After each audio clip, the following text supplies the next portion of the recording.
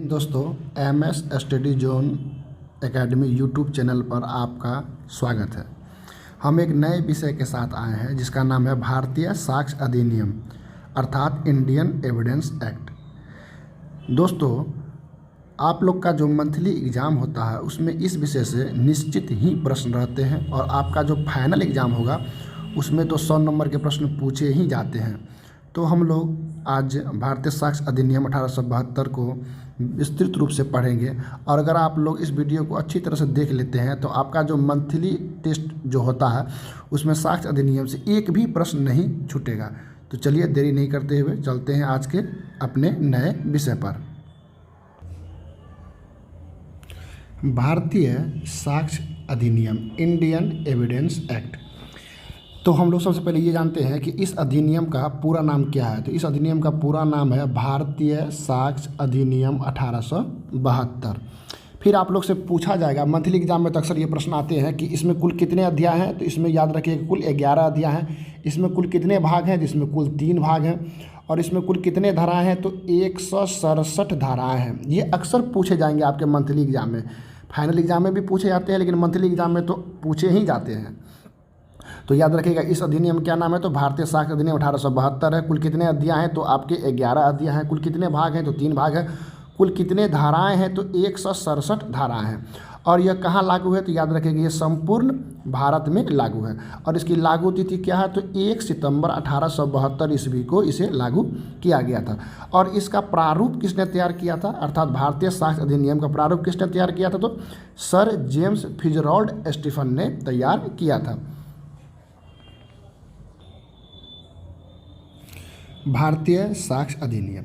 भारतीय साक्ष्य अधिनियम क्या है, तो याद रखिए एक प्रक्रियात्मक विधि है। ये क्या है, तो एक प्रक्रियात्मक विधि है। ये बहुत बार पूछा जाता है। यह विधि लक्ष्यफोरी विधि भी कहलाती है। इसका मतलब होता है the land of the law, अर्थात विभिन्न क्षेत्रों के विभिन्न राज्यों के साक्ष्य अधिनियम की अलग अलग प्रक्रियाएं हैं, इसीलिए इसको the land of the law भी कहा जाता है। आप लोग विशेष रूप से ये जरूर याद रखिएगा कि भारतीय साक्ष्य अधिनियम कैसी प्रक्रिया है, तो एक प्रक्रियात्मक विधि है। इसका विस्तार संपूर्ण भारत में मैंने पहले ही बता चुका हूँ। इसका विस्तार संपूर्ण भारत में 31 अक्टूबर 2019 से लागू हो गया है। अर्थात जम्मू कश्मीर में भी अब लागू, क्योंकि जम्मू कश्मीर का अब यूटी बना दिया गया है। तो कब बनाया गया था, तो 31 अक्टूबर 2019 को। इसी समय से संपूर्ण भारत में भारतीय साक्ष्य अधिनियम लागू हो गया है। अगर ये 31 अक्टूबर 2019 ऑप्शन में आपका ना रहे तो याद रखिएगा मैंने पहले बताया है 1 सितंबर 1872 ईस्वी को यह संपूर्ण भारत में लागू हुआ था, जम्मू कश्मीर को छोड़कर। तो जो दोनों में से जो ऑप्शन में रहेगा उसको आप लोग टिक कर दीजिएगा। उम्मीद है कि ऑप्शन में यही रहेगा 1 सितंबर 1872। एक बात आप लोग जरूर याद रखिएगा कि भारतीय दंड संहिता अर्थात IPC एवं हमारा जो भारतीय संविधान है यह क्या है, तो यह एक मूल विधि है। कैसी विधि है, तो मूल विधि है। लेकिन दंड प्रक्रिया संहिता एवं भारतीय साक्ष्य अधिनियम एक क्या है, तो एक प्रक्रियात्मक विधि है जिसे भूतलक्षी विधि भी कहा जाता है। अगर आपका ऑप्शन में प्रक्रियात्मक विधि ना रहे तो भूतलक्षी विधि को ही आप लोग टिक करेंगे। भारतीय साक्ष्य अधिनियम में मैंने बताया है कि इसमें कुल 3 भाग हैं, भाग 1, भाग 2 और भाग 3। तो भाग 1 में किसके बारे में बताया गया है, तो तथ्यों की सुसंगति के बारे में बताया गया है। और भाग 2 में सबूत के विषय में बताया गया। और भाग 3 में बताया गया कि साक्ष्य को कैसे पेश किया जाना है और साक्ष्य का प्रभाव क्या रहेगा। तो भाग 1 में कुल कितने अध्याय आते हैं, तो 1 एवं 2। भाग 2 में आते हैं 3 से 6 तक और भाग 3 में आते हैं आपके 7 से 11 तक। तो भाग 1 में कुल कितने धाराएं हैं, तो 1 से 55 तक धारा है। भाग 2 में 56 से 100 तक धारा है और भाग 3 में 101 से लेकर 167 तक धाराएं हैं। तो भारतीय साक्ष्य अधिनियम कुल कितने धाराएं हैं, तो 167 धाराएं हैं। कुल कितने भाग हैं, तो 3 भाग हैं। ये आप लोग याद जरूर रखिएगा। और हमारा जो यूट्यूब चैनल है वो है MS स्टडी जोन एकेडमी। आपके ट्रेनिंग से संबंधित जो भी विषय है, IPC, CRPC, evidence act, horse riding वगैरह जो भी है, जो भी मंथली एग्जाम होते हुए सब के क्वेश्चन आंसर कराएंगे। इसलिए आप लोग इस चैनल से ज़रूर जुड़े रहें और लाइक, शेयर एंड सब्सक्राइब जरूर करें। भारतीय साक्ष्य अधिनियम। साक्ष्य का मतलब क्या होता है, तो साक्ष्य का मतलब होता है अर्थ स्पष्ट करना। जैसे मैं एक एग्जाम्पल समझाने का प्रयास कर रहा हूँ। मान लीजिए ये कोई ज़मीन है और इस ज़मीन पर ए कहता है ये मेरा ज़मीन है और बी कहता है कि मेरा ज़मीन है। इन दोनों के द्वारा जब सबूत पेश किया जाएगा और उस सबूत से यह अर्थ निकाला जाएगा कि इस ज़मीन पर किसका हक है, तो उसी सबूत को हम लोग साक्ष्य कहेंगे। अर्थात साक्ष्य का क्या मतलब हुआ कि अर्थ स्पष्ट कर देना। तो साक्ष्य विधि के बहुत सारे आधार हैं। किस आधार पर हम लोग साक्ष्य को मानते हैं, तो याद रखिएगा, अनुश्रव्य साक्ष्य का अपवर्जन होता है। कहने का मतलब ये है कि सुनी सुनाई साक्ष्य या बातों को बाहर रखना चाहिए। अर्थात किसी के द्वारा कोई बात अगर सुना गया है कि ये राम ऐसा है, राम ने मर्डर किया होगा, राम वहाँ उपस्थित होगा, अनुमान लगाया जाएगा, तो इस तरह की, या फिर सुनी सुनाई हुई बात कि किसी के द्वारा किसी को बोला गया है कि हाँ वो ऐसा कर सकता है, तो इस तरह की बातें साक्ष्य के रूप में ग्राह्य नहीं होगी। तो इसका मतलब ये हुआ कि अनुश्रव्य साक्ष्य का अपवर्जन किया जाएगा। तो साक्ष्य, फिर दूसरा दोनों में देखते हैं हम लोग कि साक्ष्य कैसा दिया जाएगा, तो हमेशा सर्वोत्तम साक्ष्य ही दिया जाएगा। सर्वोत्तम साक्ष्य का क्या मतलब होता है, तो समझिए आप लोग कि सर्वाधिक विश्वसनीय एवं अनुकूलतम साक्ष्य। तो सर्वाधिक विश्वसनीय एवं अनुकूलतम साक्ष्य दिया जाएगा। विश्वसनीय का मतलब हुआ कि चश्मदीद गवाह होना चाहिए जिसने घटना को घटित होते हुए देखा है। सीसीटीवी कैमरा फुटेज आप चेक कर सकते हैं, हत्या का औजार, ये सभी चीज़ें जो होती है ये सर्वोत्तम साक्ष्य है। तो याद रखिएगा हमेशा कैसा साक्ष्य दिया जाएगा, तो सर्वोत्तम साक्ष्य दिया जाएगा। और साक्ष्य केवल विवादक तथ्यों पर ही दिया जाएगा। जहाँ पर कोई विवाद होगी वहीं पर तो साक्ष्य दिया जाएगा, जहाँ विवाद नहीं होगा वहाँ साक्ष्य क्यों देंगे। तो याद रखिएगा ये पूछा जाता है कि साक्ष्य कहाँ दिया जाता है, तो केवल विवादक तथ्यों पर ही दिया जाता है। और सबसे पूछा जाने वाला प्रश्न आप लोग का यही है कि साक्ष्य अधिनियम कैसी है, तो साक्ष्य अधिनियम एक प्रक्रियात्मक विधि है और इसका जो प्रवर्तन है धारा 1। अब हम लोग देखते हैं धारा 1 में क्या है। तो धारा 1 में बताया गया है कि ये कहाँ लागू है और कब से लागू है। तो यह अब जम्मू कश्मीर में भी लागू है। तो ये जम्मू कश्मीर एवं संपूर्ण भारत में लागू है। कब से लागू है, तो 1 सितंबर 1872 को। मैंने पहले ही बताया, अगर ऑप्शन में 1 सितंबर 1872 है तो इसे आप लोग टिक कीजिए। अगर ये नहीं रहे तो 31 अक्टूबर 2019 अगर ऑप्शन में रहेगा तो उसको टिक कर देना है आप लोग को। तो धारा 1 में क्या बताया गया है कि ये कहाँ लागू है और कब से लागू है। तो याद रखिएगा कहाँ लागू है, तो देखिए सभी न्यायालयों के समस्त कार्रवाइयों पर भारतीय साक्ष्य अधिनियम 1872 लागू है। सभी न्यायालय में लागू है। लेकिन कहाँ लागू नहीं है, तो याद रखिएगा army act, naval discipline act, Indian navy act और एयरफोर्स एक्ट का अपना साक्ष्य कलेक्ट करने का अपना साक्ष्य अधिनियम है। इसका अलग से साक्ष्य का कलेक्ट करने का नियम है। तो यहाँ पर ये लागू नहीं होते हैं। तो याद रखिएगा जल सेना हो गया आपका, थल सेना हो गया और वायु सेना हो गया। इनका अपना अलग अलग जल, थल और वायु, यहाँ पर ये लागू नहीं होते हैं। और याद रखिएगा आप लोग कि संयोजित सेना के न्यायालयों पर अर्थात शपथ पत्र पर और तथा मध्यस्थों जो आर्बिट्रेटर होते हैं उनके समक्ष कार्रवाइयों पर भी ये लागू नहीं होते हैं। ये आपका ऑप्शन बनाकर ये प्रश्न पूछा जाएगा कि मध्यस्थों पे ये लागू होता है, तो याद रखिएगा नहीं लागू होता है। और धारा 2 नहीं है क्योंकि धारा 2 को अब निरस्त कर दिया गया है। अब हम लोग पढ़ेंगे धारा 3 के विषय में पढ़ेंगे। धारा 3 में निर्वचन खंड के बारे में बताया गया। निर्वचन खंड का मतलब ये हुआ कि इसमें कुल मिलाकर 10 शब्दों के परिभाषा दिया गया है। तो पहला आपका न्यायालय के बारे में बताया गया कि न्यायालय क्या होती है, तथ्य क्या होती है, सुसंगत क्या होती है, विवादक तथ्य क्या होती है, दस्तावेज क्या होती है, साक्ष्य क्या होती है, साबित क्या होती है, ना साबित क्या होती है, साबित नहीं हुआ क्या होता है, और भारत की परिभाषा बताई गई है। अर्थात भारतीय साक्ष्य अधिनियम के धारा 3 में कुछ 10 शब्दों के बारे में परिभाषित किया गया है कि साक्ष्य अधिनियम में न्यायालय का क्या मतलब होगा, तथ्य का क्या मतलब होगा, सुसंगत तथ्य का मतलब क्या होगा, विवादक तथ्य का क्या मतलब होगा। तो सबसे पहले अगर हम लोग देखें तो साक्ष्य के बारे में देखें तो याद रखिएगा साक्ष्य 2 प्रकार के होते हैं। एक मौखिक साक्ष्य होते हैं जो किसी व्यक्ति के द्वारा बताया जा सकता है, और दूसरा होते हैं दस्तावेजी साक्ष्य जिसको हम लोग इलेक्ट्रॉनिक अभिलेख भी कह सकते हैं।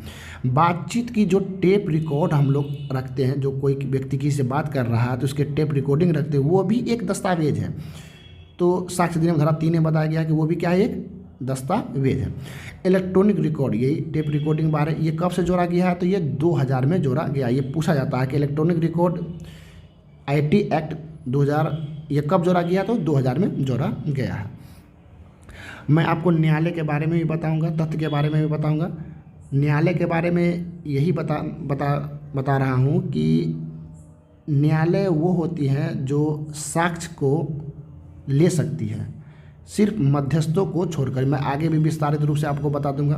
तो फिलहाल हम लोग चलते हैं कि तथ्य किसे कहते हैं। तथ्य के बारे में हम लोग समझेंगे।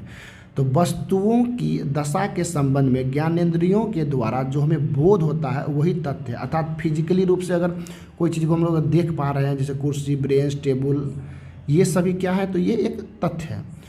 मानसिक दशा की अनुभूति जिसका हमें मान हो, वो भी एक प्रकार का तथ्य है। जैसे हम लोग कहते हैं ना कि सिक्स सेंस मेरा कह रहा है, अर्थात किसी के हाव भाव को देख के हम कह सकते हैं। किसी को पसीना अगर ज़्यादा आ रहा है, मान लीजिए वो कोई बात छुपा रहा है, तो हम कह सकते हैं कि हाँ इसके मन में कुछ चल रहा है। तो इस तरह की बातें भी एक प्रकार की तथ्य है। तो तथ्य हम लोग एक प्रकार की फिजिकली होती है, एक प्रकार की मेंटली होती है। बस आप लोग इतना याद रखिएगा कि भाग 3 में तथ्य के बारे में बताया गया है, न्यायालय के बारे में बताया, इन 10 की परिभाषा दी गई है। बस इतना याद रखिएगा आप लोग। अब हम लोग चलते हैं दस्तावेज किसे कहते हैं। तो कोई भी विषय किसी पदार्थ अथवा सब्सटेंस पर शब्दों के द्वारा, अंकों के द्वारा अथवा संकेतों के द्वारा वर्णित हो, उसके बनाने का कोई उद्देश्य हो, कोई मोटिव हो, उसे ही हम लोग दस्तावेज कहेंगे। जैसे कहीं पर कुछ अगर लिखा हुआ है, कहीं पर कुछ अगर प्रिंटिंग है अर्थात मुद्रण है, या शिला मुद्रित है अर्थात व्यंग्य चित्र है, कार्टून बनाया गया है लेकिन उसका कोई खास उद्देश्य है, तो वो एक प्रकार का दस्तावेज है। याद रखिएगा, पदार्थ महत्वपूर्ण नहीं है कि किस चीज़ पर लिखा गया, सिर्फ लेखन महत्वपूर्ण है। चाहे आप ईंटा पर लिख सकते हैं, या फिर वृक्ष पर लिख दीजिए, या फिर शिलालेख पर लिख दीजिए, कहीं पर भी आप लिख दीजिए, या फिर कार्टून बना दीजिए। तो ये सभी क्या है? एक प्रकार के दस्तावेज, लेकिन इसका कोई एक खास उद्देश्य होना चाहिए। अब हम लोग चलेंगे विवादक तथ्य पर कि विवादक तथ्य किसे कहते हैं। ये आपका ऑब्जेक्टिव में तो पूछा ही जाता है, सब्जेक्टिव में भी पूछा जाता है। विवादक तथ्य, फैक्ट इन इशू क्या होते हैं, इसको हम लोग अच्छे तरह समझेंगे क्योंकि ये डिस्क्रिप्टिव में भी पूछा जाता है और ऑब्जेक्टिव में भी पूछा जाता है। तो सबसे पहले अगर मान लीजिए कहीं कोई वाद चल रहा है, तो उस वाद में 3 ही चीज़ के लिए आपको झगड़ा हो सकता है, विवाद हो सकता है। अधिकार के लिए, लायबिलिटी के लिए और डिस्क्वालिफिकेशन के लिए। कोई भी अगर वाद चल रहा है तो उस वाद पर किस चीज़ के लिए वाद चल रहा है? वो तो राइट के लिए, अधिकार के लिए, लायबिलिटी जवाबदेही के लिए और डिस्क्वालिफिकेशन के लिए ही वहाँ पर मामला चलता है। तो वाद में अधिकार के लिए, लायबिलिटी के लिए और डिस्क्वालिफिकेशन के लिए ही लड़ाई होती है। तो इनके किस बात के लिए होती है? तो ये अधिकार के एग्जिस्टेंस के लिए बात होती है, नॉन एग्जिस्टेंस की बात होती है, इसके नेचर की बात होती है और इसके एक्सटेंट की बात होती है। तो इन सब मैटर को एक पार्टी क्या करती है? एक्सेप्ट करती है, और दूसरी पार्टी इसको क्या करती है? डिनाई करती है। तब जाके क्या हो जाता है? ये फैक्ट एंड इश्यू हो जाता है। इसी बात को यहाँ पर लिखा गया कि तथ्य जो अकेले अथवा अन्य तथ्यों से मिलकर अपना अधिकार अर्थात दायित्व आदि का किसी मामले में पक्ष द्वारा प्रख्यान, मतलब कोई एक पक्ष स्वीकार कर रहा है अथवा प्रत्याख्यान करता है, अर्थात दूसरा पक्ष क्या कर रहा है? इसको डिनाई कर रहा है। तो वहाँ पर क्या हो जाता है? विवादक तथ्य हो जाता है। सिविल, जैसे सिविल मामलों में वाद बिंदु, आपराधिक मामलों में आरोप भी क्या है? एक प्रकार का विवादक तथ्य है। विवादक तथ्य सीधा समझिए आप लोग कि अगर कोई एक वस्तु है, इस वस्तु पर ए अपना अधिकार दिखा रहा है, बी अपना अधिकार दिखा रहा है, ए अपनी जवाबदेही दिखा रही है, बी अपना जवाबदेही दिखा रहा है, ए अपना डिस्क्वालिफिकेशन दिखा रहा है, बी अपना डिस्क्वालिफिकेशन दिखा रहा है, और इन दोनों के वाद से इनके अस्तित्व के, अनस्तित्व के, इसके नेचर के, इसके एक्सटेंट के बारे में अगर एक ए एक्सेप्ट कर रहा है और बी डिनाई कर रहा है, तो क्या हो जाएगा? यहाँ पर यही वस्तु जो है विवादक तथ्य हो जाएगा। तो धारा 3 में परिभाषाएं दी गई है। निर्वचन खंड के बारे में बताया गया है, तो न्यायालय के बारे में बताया गया था, न्यायालय के बारे में बताया गया है। यहाँ पर आप लोग को तथ्य के बारे में बताया गया है, सुसंगत तथ्य, विवादक तथ्य के बारे में बताया गया है। तो अभी हम लोगों ने तथ्य को देख लिया, विवादक तथ्य को देख लिया, और आगे दस्तावेज भी देख चुके हैं हम लोग, साक्ष्य भी देख चुके हैं, और आगे हम लोग देखते हैं न्यायालय किसे कहते हैं। इन सब चीज़ों के बारे में हम लोग पढ़ेंगे। तो इन सब की परिभाषा किस में दी गई है? तो धारा 3 में। ये याद रखिएगा सिर्फ आप लोग। धारा 3 में कितने शब्दों की? तो 10 शब्दों की क्या की गई है? तो परिभाषाएँ दी गई है। अब हम लोग देखते हैं न्यायालय कोर्ट किसे कहते हैं। अर्थात भारतीय साक्ष्य अधिनियम की धारा 3 में बताया गया है कि न्यायालय मतलब न्यायालय का क्या मतलब होगा। भारतीय साक्ष्य अधिनियम में न्यायालय किसे कहेंगे, ये धारा 3 में बताया गया है। तो सभी न्यायाधीश, मजिस्ट्रेट अर्थात साक्ष्य हेतु वैध रूप से प्राधिकृत कोई व्यक्ति, अर्थात कोई भी व्यक्ति जो साक्ष्य को ग्रहण कर सकता है, वो सभी व्यक्ति क्या कहलाएंगे, न्यायालय कहलाएंगे। अर्थात सभी न्यायाधीश, मजिस्ट्रेट और साक्ष्य प्राप्त करने के वैध रूप से प्राधिकृत कोई व्यक्ति क्या कहलाएंगे, तो न्यायालय कहलाएंगे। जैसे कोई कमीशन अगर किसी मैटर पर साक्ष्य अगर ले रही है तो वो भी क्या कहलाएगी, न्यायालय कहलाएगी। लेकिन मध्यस्थों की कार्रवाइयों पर जो आर्बिट्रेटर होते हैं, जो दो लोगों के बीच को सुलह कराते हैं, उसको न्यायालय के अंतर्गत नहीं माना जाता है। यही अपवाद आप लोग के एग्जाम में, मंथली एग्जाम में पूछा जाएगा कि न्यायालय के अंतर्गत क्या मध्यस्थों की कार्रवाई आती है, तो नहीं आती है। और कुछ टर्म दिए गए, जैसे अभियुक्त का मतलब क्या होता है, दोषी होता है, अपराधी होता है, एक्यूज्ड बोलते हैं इसको। दस्तावेज आप समझ, सील का मतलब चरित्र होता है अर्थात कैरेक्टर होता है, इसको आप लोग समझ जाइए। अभियोजन पक्ष का मतलब होता है जो अभियोजन चला रहा हो, पुलिस भी हो सकती है, वादी हो सकते हैं, ये सब हो सकते हैं। दस्तावेजी साक्ष्य क्या होती है, तो शपथ पत्र अर्थात एफिडेविट, पोस्टमार्टम रिपोर्ट, फोटोग्राफ, मुद्रित, शिला मुद्रित, धातु पट पर मतलब शिलालेख पर लिखा हुआ कोई या खोदा हुआ, या केवल लेख, मानचित्र अर्थात रेखांकन या प्लान, उपहंसांसन या व्यंग चित्र, ये सभी दस्तावेज के अंतर्गत आते हैं। ये ऑब्जेक्टिव में आपको ऑप्शन बनाकर दिया रहेगा, इनमें से कहेगा कौन नहीं है या कौन है, एक अलग ऑप्शन दिया रहेगा। तो याद रखेगा ये सभी क्या है, तो ये सभी दस्तावेज के अंतर्गत आते हैं। अर्थात दस्तावेज हम लोग उसको कह सकते हैं जिनसे किसी खास उद्देश्य मालूम हो, उसी को हम लोग दस्तावेज कहेंगे। याद रखिएगा साक्ष्य अधिनियम में एक टर्म यूज होता है कतिपय। कतिपय का मतलब होता है पूर्व का या इसी प्रकार का। चलिए अब हम लोग पढ़ते हैं धारा 5। धारा 5 के में क्या बताया गया है, तो ये बहुत पूछा जाता है आपके एग्जाम में। विवादक तथ्यों पर सुसंगत तथ्यों का साक्ष्य दिया जा सकेगा। अर्थात जहां विवादक तथ्य होंगे वहां सुसंगत तथ्य का ही साक्ष्य दिया जा सकेगा। और सबसे इम्पोर्टेंट, साक्ष्य अधिनियम की प्राण धारा किसे कहते हैं, तो धारा 5 को साक्ष्य अधिनियम की प्राण धारा कहते हैं। अब हम लोग इसको समझते हैं कि विवादक तथ्यों पर सुसंगत तथ्यों का साक्ष्य दिया जाना का क्या मतलब होता है। कि मान लीजिए ए और बी दो पार्टी है और ये कलकत्ता की किसी ज़मीन के लिए विवाद चल रहा है, तो ये दोनों कलकत्ता में जिस ज़मीन के लिए विवाद चल रहा है उसी ज़मीन से संबंधित ये लोग दस्तावेज या साक्ष्य पेश करेंगे, ना कि अमेरिका में कोई ज़मीन है। तो सुसंगत का मतलब यही हुआ कि जहाँ पर जो विवाद है उससे संबंधित ही दस्तावेज पेश करें, इसी को हम लोग सुसंगत तथ्य बोलेंगे। तो विवादक तथ्य जो है उस पर हम लोग उसी से रिलेटेड तथ्यों को पेश करेंगे। यही कहा गया है धारा 5 में कि विवादक तथ्य जहाँ है तो उसी तथ्य से संबंधित हम लोग अगर साक्ष्य पेश करते हैं तो उसी को हम लोग कहते हैं सुसंगत तथ्य। थोड़ा PDF ऊपर नीचे हो गया है, तो हम लोग धारा 3 में जो कुछ टर्म छूट गए थे उसको हम लोग देख लेते हैं। तो मैंने बताया था कि धारा 3 में निर्वचन खंड के बारे में बताया गया है, अर्थात कुछ परिभाषाओं के बारे में बताया गया है। निर्वचन खंड तो कुल कितने भाषा शब्दों को, तो 10 शब्दों को परिभाषित किया गया था। मैंने बताया था न्यायालय किसे कहते हैं, जो कोई भी साक्ष्य ग्रहित कर सकता है उसे न्यायालय कहते हैं। सिर्फ मध्यस्थों को छोड़कर तथ्य किसे कहते हैं मैंने बता दिया है। दस्तावेज, विवादक तथ्य, असुसंगत तथ्य के बारे में बता दिया है। उसी में हम लोग साबित, ना साबित और साबित नहीं हुआ, इसके बारे में भी हम लोग धारा 3 में ही देखते हैं।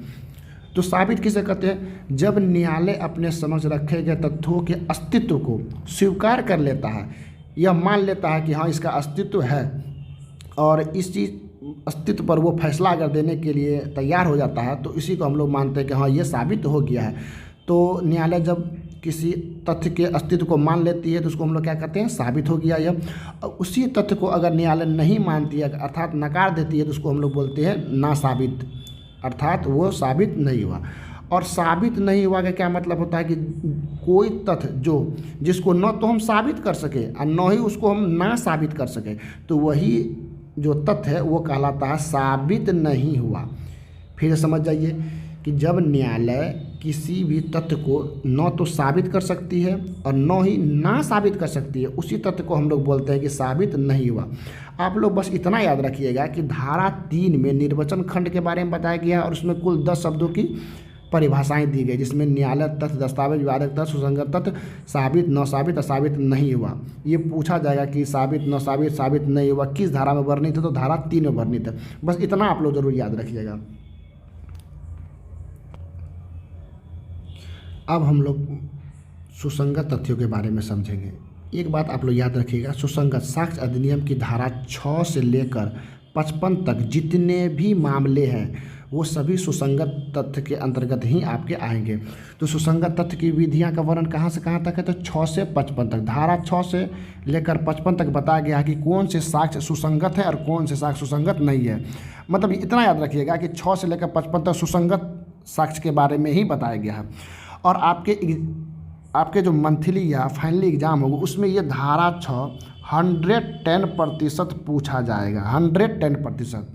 तो धारा 6 में क्या बताया गया, एक ही समव्यवहार के भाग अर्थात डॉक्ट्राइन ऑफ रेस जेस्टे, अर्थात धारा 6 को हम लोग रेस जेस्टे का सिद्धांत भी कहते हैं। तो ये आपसे पूछा जाएगा कि किस साक्ष्य अधिनियम की किस धारा को रेस जेस्टे का सिद्धांत कहते हैं, तो धारा 6 को हम लोग रेस जेस्टे का सिद्धांत कहते हैं। इसका मतलब क्या होता है, चाहे उसी स्थान पर, उसी समय या स्थान अथवा अलग समय पर घटित होने वाले घटना।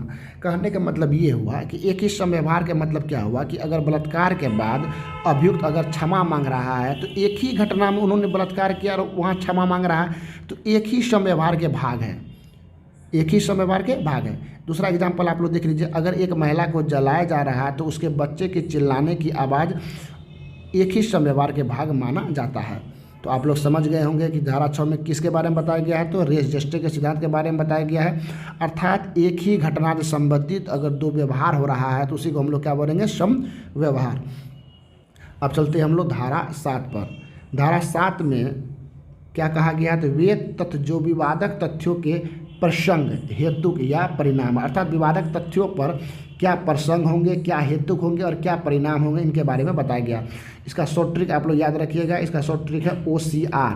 OCR, O मतलब हो गया आपका अपॉर्चुनिटी, C मतलब हो गया काउज और R मतलब हो गया रिजल्ट। ये बहुत बार पूछा जाता है कि अवसर, मौका या प्रसंग की चर्चा कहाँ की गई है, तो 7 में। मैं इस अच्छी तरह समझा रहा हूँ आप लोग को कि प्रसंग, हेतुक और परिणाम का क्या मतलब होता है। प्रसंग का मतलब होता है अवसर या मौका, हेतुक का मतलब होता है काउज अर्थात कारण, और परिणाम का मतलब होता है रिजल्ट। मैं एक एग्जांपल समझा रहा हूँ कि अगर एक शादी, कहीं पर शादी हो रहा है और उसी शादी के समारोह में अगर कोई चोर किसी का पर्स चोरी कर लेता है, तो उसी चोर ने जो चोरी किया वो कैसे किया, तो वही प्रसंग कहलाएगा। वही शादी का जो समय था वही उसके लिए अवसर हो गया, वही उसके लिए मौका हो गया। तो धारा 7 में प्रसंग के बारे में बताया गया, और प्रसंग का क्या मतलब होता है, अवसर, मौका। मान लीजिए कोई व्यक्ति, मान लीजिए A B की हत्या कर देता है ज़मीन को लेकर, तो यहाँ पर हेतु क्या हुआ अर्थात कारण क्या हुआ, तो ये ज़मीन हो गया, और परिणाम क्या निकला, तो उस व्यक्ति की हत्या हो गई। तो याद रखिएगा धारा 7 में प्रसंग, हेतुक और परिणाम के बारे में बताया गया है। अगर आपको उस तो वहाँ पे एग्जाम में कैसे आएगा कि लिखा रहेगा कि प्रसंग, हेतुक, परिणाम की चर्चा किस धारा में की गई है, तो धारा 7 में की गई है। साक्ष्य अधिनियम में यही एक बात होता है आपके एग्जाम में कि डिट्टो शब्द उठाकर रख दिया जाता है, हेर फेर नहीं किया जाता है। अब हम लोग पढ़ेंगे धारा 8। तो धारा 8 में किसके बारे में बताया गया, तो हेतु, तैयारी, पूर्व या पश्चात के आचरण के बारे में। यहाँ याद रखिएगा, यहाँ हेतु है और यहाँ हेतुक है। यहाँ हेतु का मतलब होता है कारण, यहाँ हेतु का मतलब होता है उद्देश्य। तो दोनों में अंतर समझिएगा, ऐसा नहीं कि हेतु में दिया हुआ रहेगा और आप लोग 7 मार दीजिएगा। तो यहाँ पे प्रसंग है, हेतु का परिणाम है, लेकिन यहाँ पर क्या है, तो हेतु, तैयारी, पूर्व या पश्चात का आचरण। तो हेतु का मतलब क्या हुआ, मोटिव, अर्थात उसका उद्देश्य क्या था। अगर कोई व्यक्ति किसी को मारता है ज़मीन के लिए तो उसका उद्देश्य क्या है, तो वही उसका मोटिव कहलाएगा। तैयारी प्रिपरेशन, अपराध होने के पूर्व की। मान लीजिए कोई व्यक्ति किसी की हत्या करता है तो उसे हत्या चाकू से मान लीजिए हत्या करता है, तो वो किसी दुकान से जाके चाकू खरीदा होगा। तो यही हुआ कि अपराध करने से पूर्व की जो तैयारी है वही आपकी यहाँ पर बताया गया है कि तैयारी के बारे में। तो कैसी तैयारी है, तो अपराध होने से पूर्व की। और हत्या करने के बाद उस चाकू को अगर किसी खड्डे में फेंक दिया गया है तो वो क्या हो जाएगा, पश्चात का आचरण। पूर्व का आचरण क्या हुआ, तो उन्होंने चाकू खरीदा था और पश्चात का आचरण क्या हुआ, तो उन्होंने चाकू गड्ढे में फेंक दिया था। तो याद रखिए धारा 8 में किसके बारे में बताया गया, तो हेतु, तैयारी, पूर्व या पश्चात के आचरण के बारे में बताया गया है। दोस्तों आपको मैं जो यूट्यूब चैनल जो मेरा MS स्टडी जोन एकेडमी है, वहाँ पर मैं आप लोग को IPC भी पढ़ाऊँगा, CRPC पढ़ा दूँगा, इंडियन एविडेंस पढ़ा दूँगा, हथियार के बारे में भी बता दूँगा और माइनर एक्ट बता दूँगा, पुलिस मैनुअल के बारे में बता दूँगा, हॉर्स राइडिंग में किस तरह के प्रश्न पूछे जाते हैं, क्या क्या पूछा जाता है, क्या क्या होता है वहाँ पर, अन्य सभी विषयों के बारे में भी यहाँ पर मैं पढ़ाऊँगा और इनका PDF में उपलब्ध करा दूँगा आप लोग को और फ्री में उपलब्ध करा दूँगा। तो आप लोग अगर इस चैनल पर नए हैं तो चैनल को लाइक, शेयर एंड सब्सक्राइब जरूर कर लें। वहाँ पर किस तरह से एग्ज़ाम होता है, किस तरह से प्रश्न पूछे जाते हैं, ऑब्जेक्टिव प्रश्न जो पूछे गए प्रीवियस ईयर में वो भी करा दूँगा। सारे चीज़ का मैं इंडोर आउटडोर एग्ज़ाम की मैं बहुत सारे चीज़ों की तैयारी आपको यहाँ पर करा दूँगा। इन सभी का PDF भी मैं उपलब्ध करा दूँगा। तो मिलते हैं अगले वीडियो में, तब तक के लिए जय हिंद, जय भारत।